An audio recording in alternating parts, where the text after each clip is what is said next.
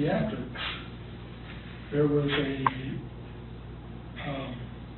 statement, a policy statement by the Environmental Health Committee. And the policy statement was on global climate change and children's health. And boy, it was a strong statement saying this is going to affect children's health all over the world. Pediatricians in particular need to be at the forefront of working on this. Have you seen that in one of your comments? Well, so as soon as I saw that, I said, I'm going to do a presentation on this. So December 3rd, I presented to a group of pediatricians at Children's that was broadcast over the state, and a lot of people saw it. I don't know what the response was. I don't know. A lot of people were very, I saw a lot of nods, a lot of,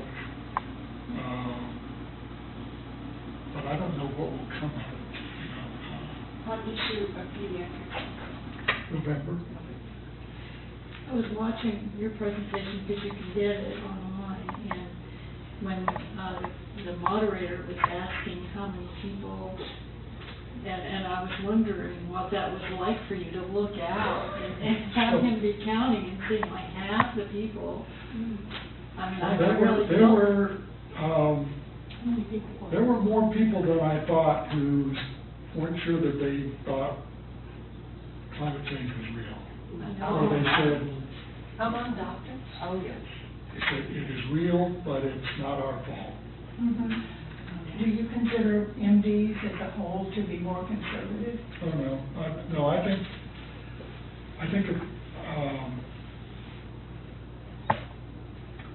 think in general, MDs are more likely to believe the evidence and believe the science. But that doesn't mean there aren't some that ignore it. The ones that you know and work with and have worked with, do most of them believe in climate change? Yeah. Are you familiar with Catherine Pagels' work? Yes. She's not an MD. She's a Yeah. rocket scientist in West Texas and University. So she's an interesting. Texas, because she's evangelical. Right. And the church, what is it, how many evangelicals feel like if you're a good person, you should be successful, so you should be a consumer in a sense. And I see that, so I appreciate the fact that as an evangelical, She's been very effective. And she has a powerful message, but she says it in a way that is not grating on people. it's not confrontational. It's good, like,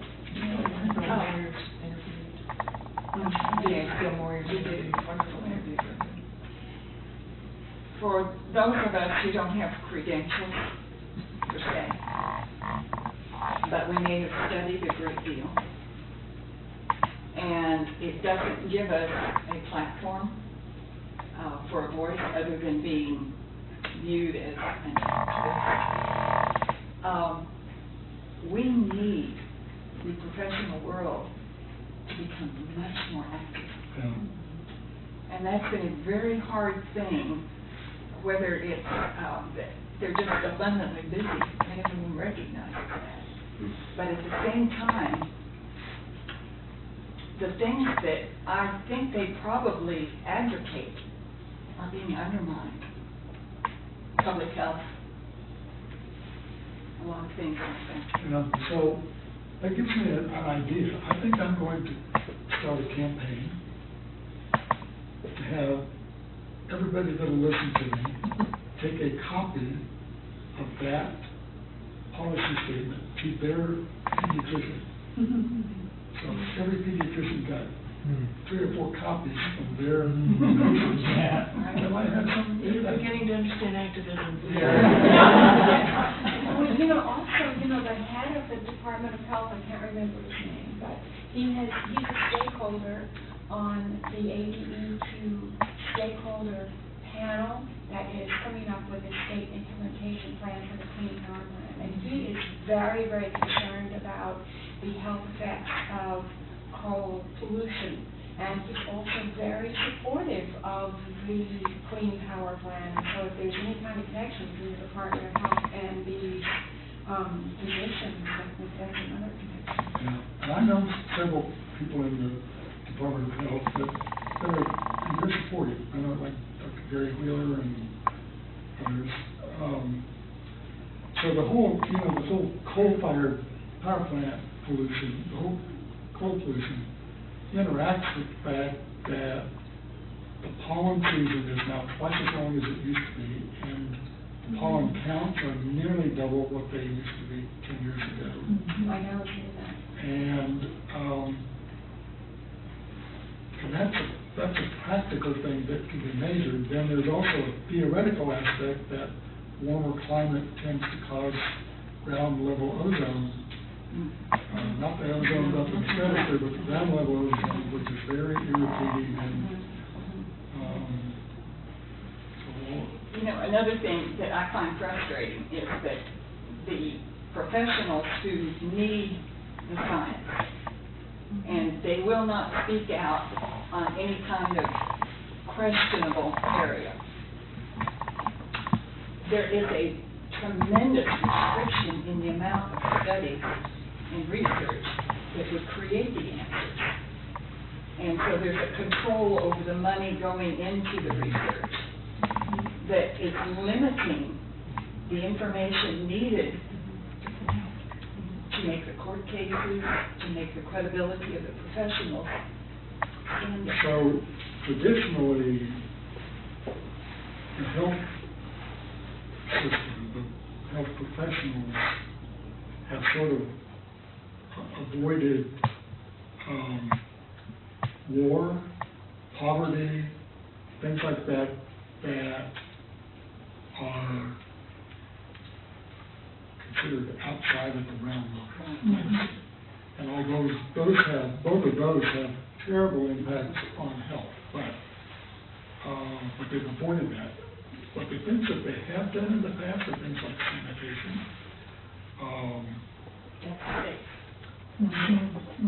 So I'm hoping that the medical community will sort of see climate change as something we can take some responsibility for.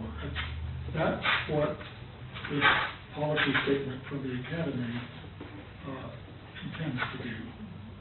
How widely that will be received, I don't know yet.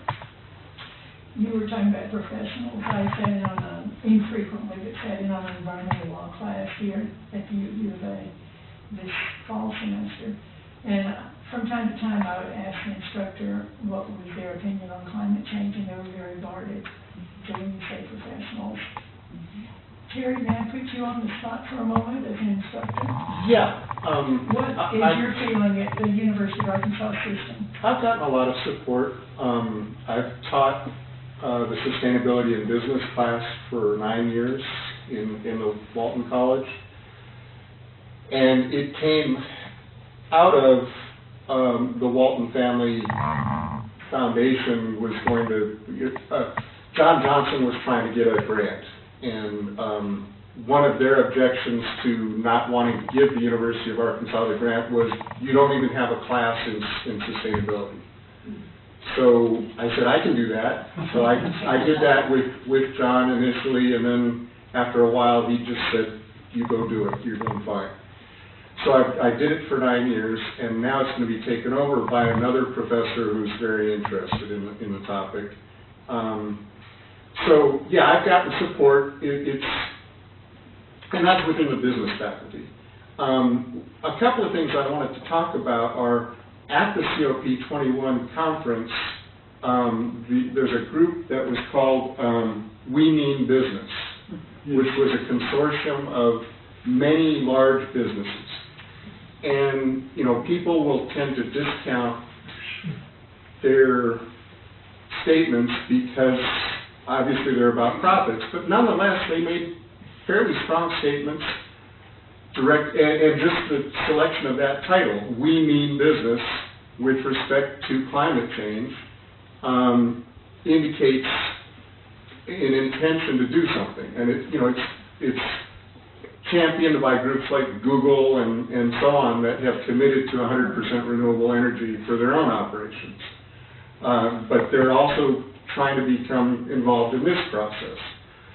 So I haven't read the document, so take it for what it's worth. But the document that came, two things that I'm encouraged about are, instead of the 2 Celsius limit, there was a consensus on mentioning and holding as a goal 1.5 Celsius. Now, the efforts that have been contributed so far are thought to bring us to about 2.7. So that, but the intention is there, and like the Montreal Protocols with the atmospheric ozone, it's a start. And the Montreal Protocols didn't remain stagnant. They've continued to be added on to as new elements were found to interfere with atmospheric ozone. The treaties have been added on over the years because of that. So that's one encouraging thing, the 1.5,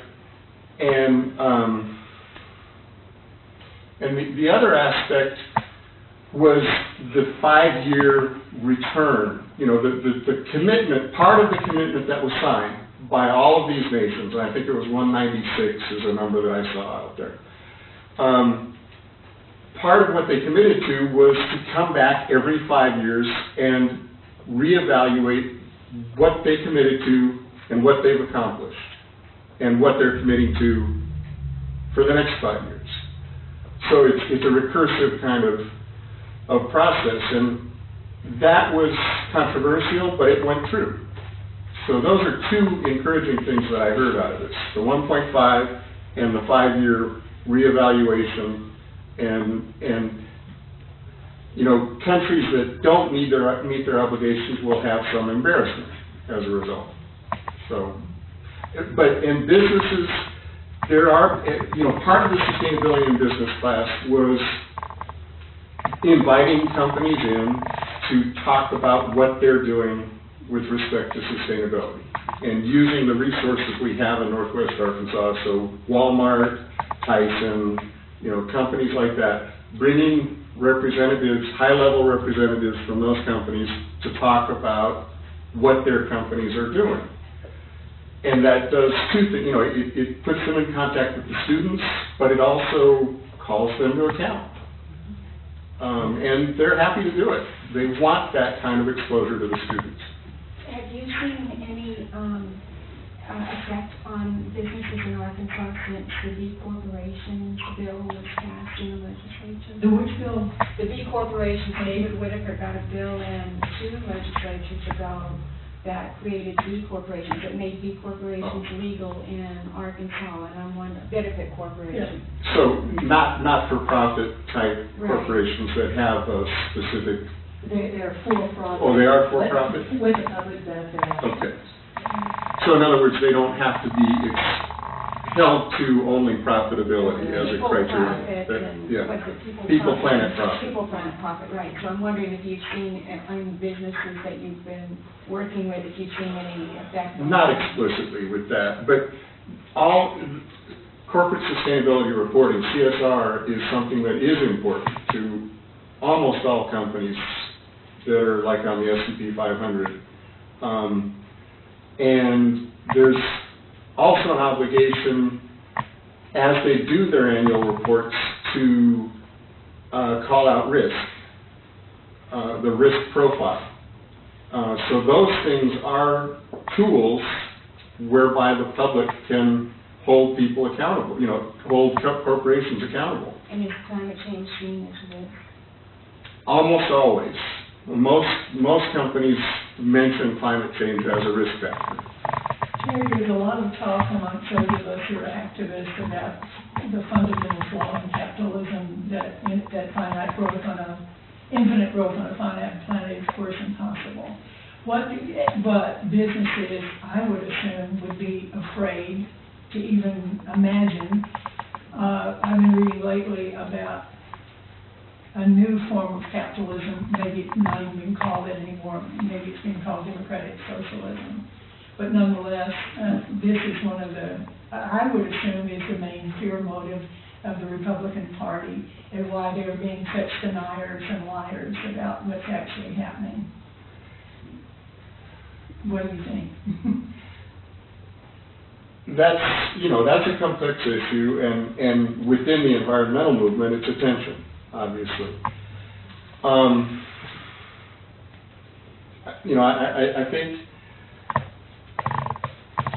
I think the emphasis needs to be on resource consumption, resource use, mining,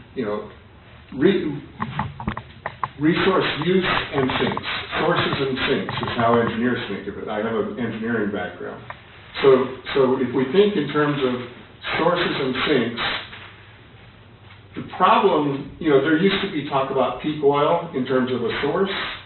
The danger, there's 4 times more oil already discovered than what we can use, 4 times more fossil fuels than what we can use for the sink that we have, which is the air we breathe. So that's the usefulness of that kind of analysis, is sources aren't always the problem, and that's where we tend to concentrate. But the sink is the real problem, and you've mentioned a few ways that comes out, both locally and globally. So there are ways of generating profit and increasing profits, like, for instance, the internet. The internet can be basically powered by renewable energy, and yet it generates tremendous economic value that people are willing to pay for. Something that people are willing to pay for is kind of how you look at it economically. Ecological economics is a field, I'm blanking out on the professor who started the concept, but that uses the environment as the big circle, the social world as the intermediate circle, and the economy is within those 2 outside circles. So that's one model of presenting the concepts of the people, planet, profit way of thinking. So if you think that way, then you recognize implicitly that the economy is subject to the ecology, and that if you reduce the size of the ecology, you're reducing the economic opportunity. And that gets to the connectedness that this document points out. So there's a lot of ways to think about things. Yeah, and I love to talk about that, but I'm sure. Maybe we need a session on that. There's something I need to interject really right now, is that there's supposed to be an FCC training starting at 4 o'clock that's scheduled for this room. So at the moment that anybody walks in the door and starts setting up that, we all need to grab our coats and move to the library. We can talk as long as we want, but we got to get out of this room. Yeah, I would just like to say one thing. Again, first I would like to get for Donald to have final coming up, but please take a flyer, because we really want the Clean Power Plan to use a carbon fee and dividend as its compliance mechanism, and that explains how it can be done. It begins to explain. Just 2 points. One was that the less is more is, it's hard for it to fit into the business model, because business is predicated on, on the more, and which is more or less impossible in the future. But the other thing that you mentioned something about the controversy over boycotting, and to me, I'd like to hear, what the people who are against it think. But to me, it's the one tool that we have. We're not going to get messages through corporate media. We're not, the newspapers and the televisions are not going to stop promoting consumption. But it seems like Monsanto is on the brink of being really impacted by people's food choices. And it's like the one power as a community that we have. So just to respond to that, the negative things that I've read didn't say you shouldn't. It was not this is a bad thing. The basic premise was that unless it's done properly and done in a coordinated fashion, it's probably not very effective. And you can go out and put a post on Facebook and say, everybody boycott whoever you're upset with. It doesn't really do anything. But also consider the fact that some of the criticism of boycott is from people who really are feeling an impact, but really black people do not know how much of an impact they're feeling. That's probably true too. I'm thinking about the Israeli BDS Yeah. situation where they're feeling a huge economic impact, but they're trying to make it sound like it's no big deal.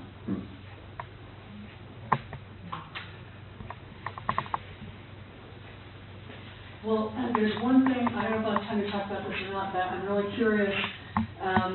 There was so much concern at the beginning of the Paris talks about whether or not the fossil fuel companies and the emitting monsters were going to have too much of an influence on the summit. And I have not heard.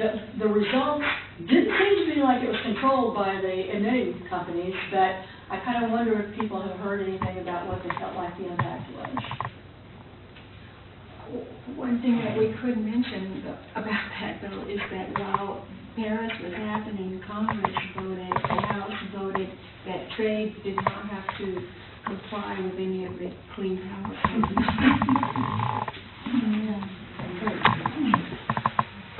Well, I don't want to talk about politics. It is a serious issue in our country. I occasionally have hope here or there, but it's kind of hard to be sustained all the time. So let me just say, only two things that I would sort of leave, and that is that I think we need to revisit the encyclical over and over, and we need to use it to kind of impact our own lives and to impact those of our friends that we come in contact with. I think we need to use it as a way to bring together, this is not just one issue. There are multiple issues that may impact each other, and putting together the poverty and the environment was a stroke of genius, and not just poverty and environment, but all of the other aspects of our social life. And they do impact each other, and it is an integral ecology, and this is a master plan for that. And I think we will come back over and over and find it helpful many times. And the other thing is that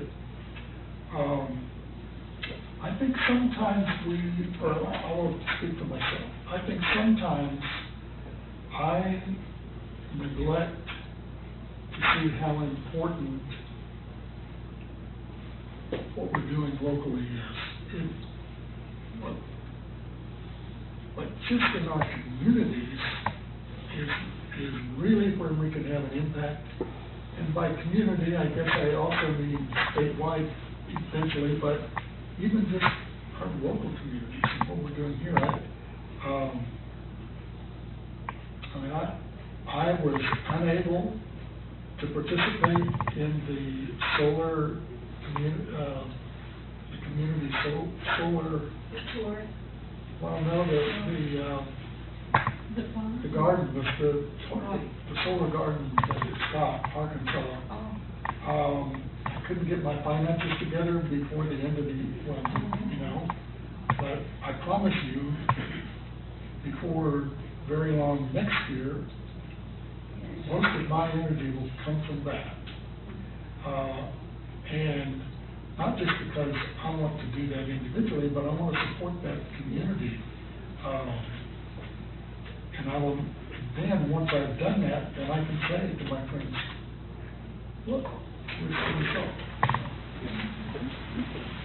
Okay, we're here. Thank you, John.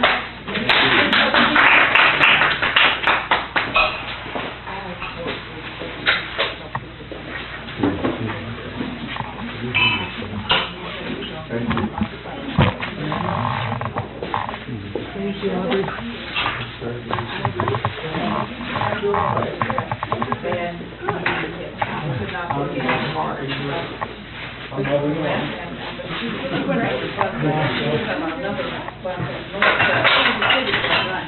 But I'm just going to introduce myself. I'm glad that y'all did what you did. Well, we're building a house on a central model house. There'll be a lot of self-attached stuff with it, but it will be as energy as possible. We hope to use that house. You bet.